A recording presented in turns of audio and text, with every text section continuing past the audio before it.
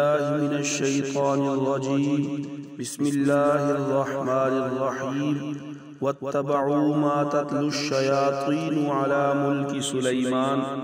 اور یہ بنی اسرائیل ان منتروں کے پیچھے لگ گئے جو حضرت سلیمان علیہ السلام کی سلطنت کے زمانے میں شیاطین پڑا کرتے تھے۔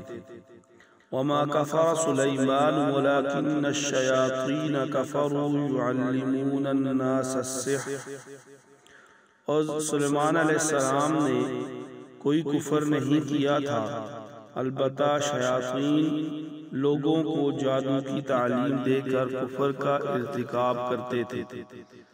ان آیات میں اللہ تعالیٰ نے یہودیوں کی ایک اور بدعملی کی طرف اشارہ فرمایا ہے، اور وہ یہ کہ جادو ٹونے کے پیچھے لگنا شرعاً ناجائز تھا، بالخصوص اگر جادو میں شرکیہ کلمات منتر کے طور پر پڑھے جائیں تو ایسا جادو کفر کے مرادف ہے۔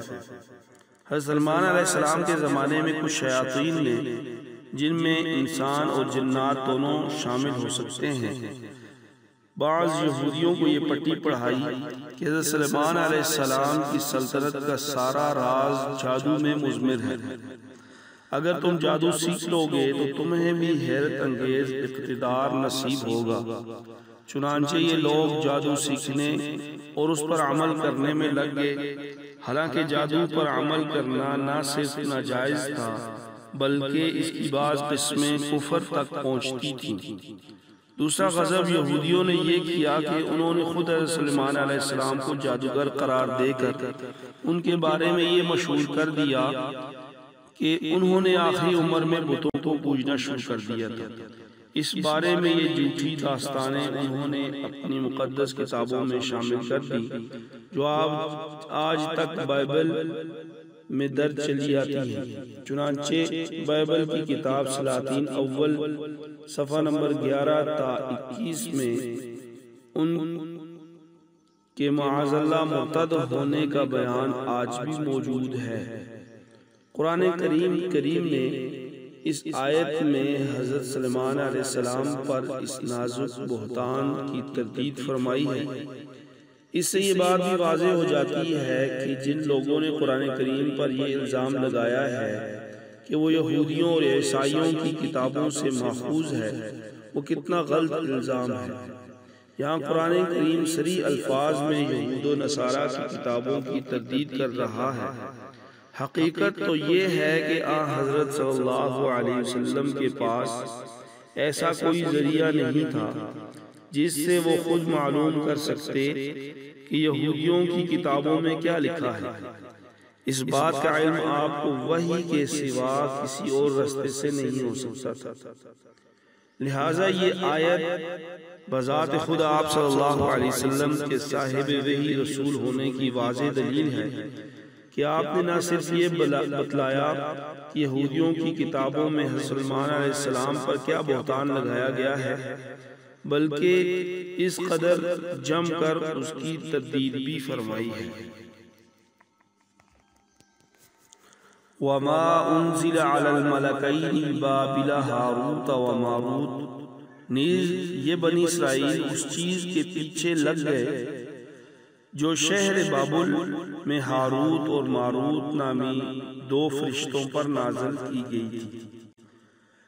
اس کی تفسیر یہ ہے کہ بابل عراق کا مشہور شہر ہے۔ ایک زمانے میں وہاں جادو کا بڑا چرچا ہو گیا تھا، اور یہودی بھی اس ناجائز کام میں بری طرح ملوث ہو گئے تھے۔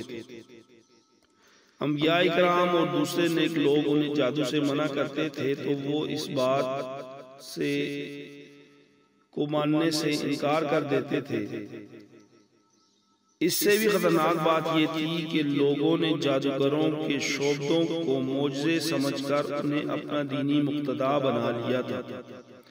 اس موقع پر اللہ تعالیٰ نے اپنے دو فرشتے جن کا نام ہاروت اور ماروت تھا دنیا میں انسانی شکل میں بھیجے تاکہ وہ لوگوں کو جادو کی حقیقت سے آگاہ کریں اور یہ بتائیں کہ خدائی معجزات سے ان کا کوئی تعلق نہیں ہے۔ معجزہ براہ راست اللہ کا فعل ہے، جس میں کسی ظاہری سبب کا کوئی دخل نہیں ہوگا۔ اس کے برعکس جادو کے ذریعے جو کوئی شعبہ دکھایا جاتا ہے وہ اسی عالم اسباب کا حصہ ہوتا ہے۔ یہ بات واضح کرنے کے لیے ان دو فرشتوں کو جادو کے مختلف طریقے بھی بتانے پڑتے تھے تاکہ یہ دکھا سکیں کہ کس طرح وہ سبب اور مسبب کے رشتے سے منسلک ہیں۔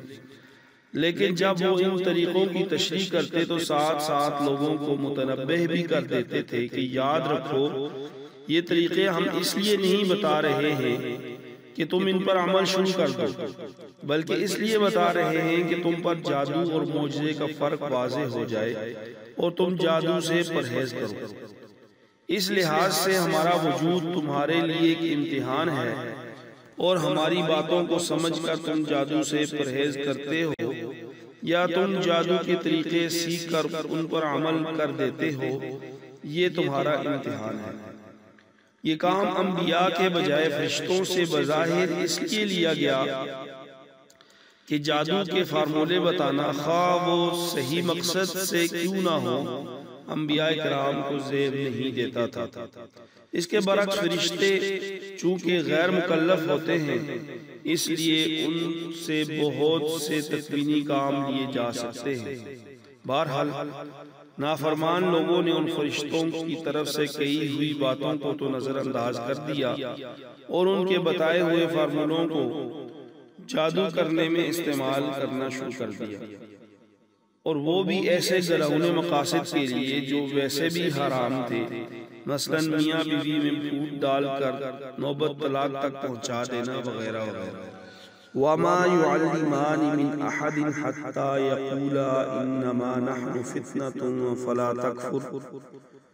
یہ دو فرشتے کسی کو اس وقت تک کوئی تعلیم نہیں دیتے تھے جب تک اس سے یہ نہ کہہ دیتے کہ ہم تو محض آزمائش کے لیے بھیجے گئے ہیں، لہٰذا تم جادو کے پیچھے لگ کر کفر اختیار نہ کرو۔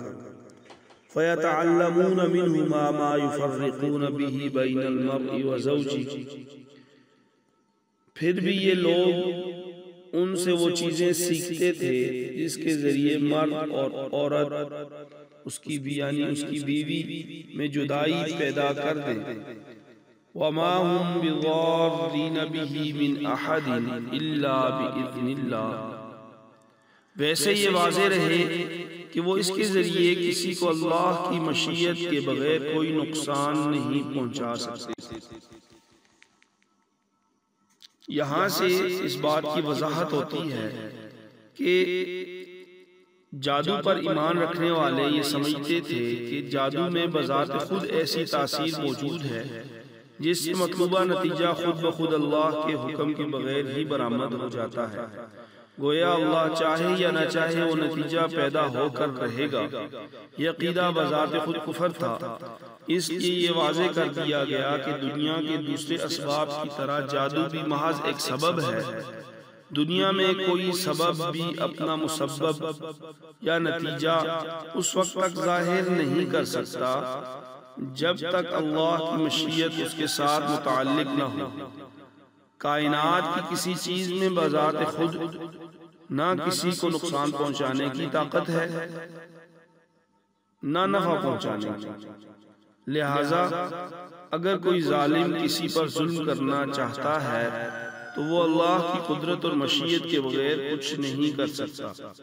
البتہ دنیا ایک امتحان کی جگہ ہے، اس لیے یہاں اللہ کی سنت یہ ہے کہ جب کوئی شخص اللہ کی نافرمانی کرتے ہوئے کوئی گناہ کرنا چاہتا ہے یا کسی پر ظلم کرنا چاہتا ہے تو اگر اللہ تعالیٰ تکوینی مصلحت کے مطابق سمجھتا ہے تو اپنی مشیت سے وہ کام کرا دیتا ہے۔ اسی کے نتیجے میں ظالم کو گناہ اور مظلوم کو ثواب ملتا ہے، ورنہ اگر اللہ اسے اس کام کی قدرت ہی نہ دے تو امتحان کیسے ہو؟ لہٰذا جتنے گناہ کے کام دنیا میں ہوتے ہیں وہ اللہ تعالیٰ ہی کی قدرت اور مشیت سے ہوتے ہیں، اگرچہ اس کی رضامندی ان کو حاصل نہیں ہوتی۔ اور اللہ تعالیٰ کی مشیت اور اس کی رضامندی میں فرق یہی ہے کہ کہ مشیت اچھے برے ہر کام سے متعلق ہو سکتی ہے، مگر رضامندی صرف جائز اور ثواب کاموں سے مخصوص ہے۔ وَيَتَعَلَّمُونَ مَا يَضُرُّهُمْ وَلَا يَنفَعُهُمْ، مگر وہ ایسی باتیں سیکھتے تھے جو ان کے لیے نقصان دہ تھیں اور فائدہ مند نہ تھیں۔ وَلَقَدْ عَلِمُوا لَمَنِ اشْتَرَاهُ مَا لَهُ فِي الْآخِرَةِ مِنْ خَلَاقٍ، اور وہ یہ بھی خوب جانتے تھے کہ جو شخص ان چیزوں کا خریدار بنے گا آخرت میں اس کا کوئی حصہ نہیں ہوگا۔ وَلَبِئْسَ مَا شَرَوْا بِهِ أَنفُسَهُمْ لَوْ كَانُوا يَعْلَمُونَ، اور حقیقت یہ ہے کہ وہ چیز بہت بری تھی جس کے بدلے انہوں نے اپنی جانیں بیچ ڈالی، کاش کہ ان کو اس بات کی حقیقی علم ہوتا۔ وَلَوْ أَنَّهُمْ آمَنُوا وَاتَّقَوْا لَمَثُوبَةٌ مِّنْ عِندِ اللَّهِ خَيْرٌ لَوْ كَانُوا يَعْلَمُونَ، اور اس کے برعکس اگر وہ ایمان اور تقوی اختیار کرتے تو اللہ کے پاس سے ملنے والا ثواب یقیناً کہیں زیادہ بہتر ہوتا، کاش کہ ان کو اس بات کا حقیقی علم ہوتا۔ صدق اللہ العظیم۔